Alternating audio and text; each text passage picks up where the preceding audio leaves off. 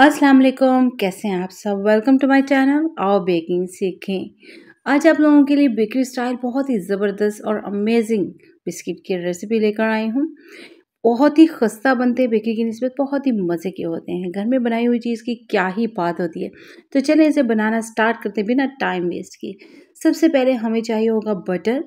250 ग्राम soft butter लेना है, यानी फ्रिज से निकला हुआ नहीं लेना है। ये वो थोड़ा सा सख्त होता है और हाथों की मदद से मुश्किल हो जाती है।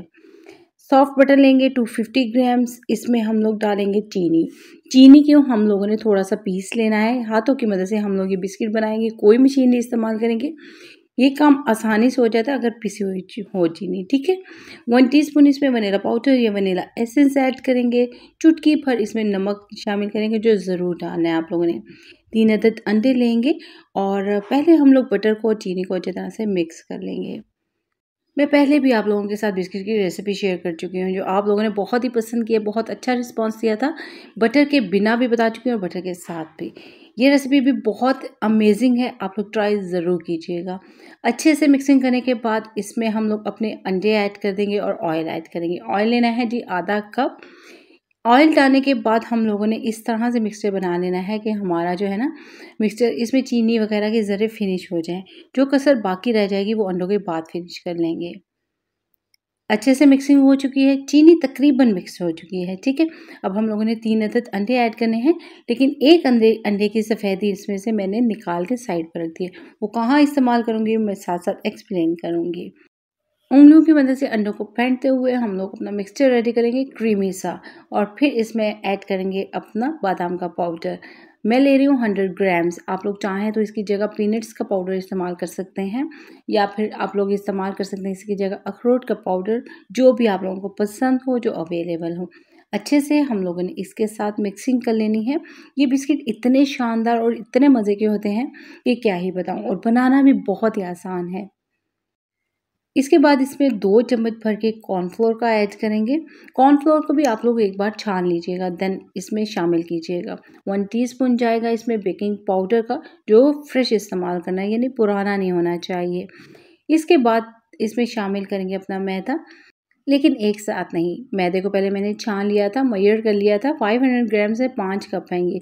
इसको हम लोग तकरीबन 3 से 4 पोर्शंस में डिवाइड करेंगे, देन इसमें शामिल करेंगे। एक साथ शामिल करेंगे तो बिस्किट जो है ना वो खस्ता नहीं बनते, वो टूट जाते हैं। ये बात ध्यान में रखिएगा।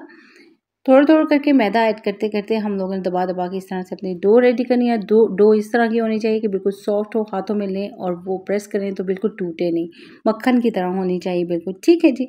अगर आप लोग बनना चाहते हैं बेकिंग एक्सपर्ट तो फ़ौरन से क्लिक कीजिए, सब्सक्राइब कीजिए और मेरे साथ साथ रहिए, ताकि आप लोग बन सके बेकिंग एक्सपर्ट और मैं लेकर आती रहूँ आप लोगों के लिए मज़े मज़े की रेसिपीज़। डो हमारी ज़बरदस्ती सॉफ्ट सी बटर की तरह रेडी हो चुकी है, जिसको मैं हाथों में लूँगी, प्रेस करूँगी तो ये बिल्कुल टूटेगी नहीं। तो इसको हम लोग थोड़ी देर के लिए कवर करके रखेंगे, तकरीबन आधे घंटे के लिए।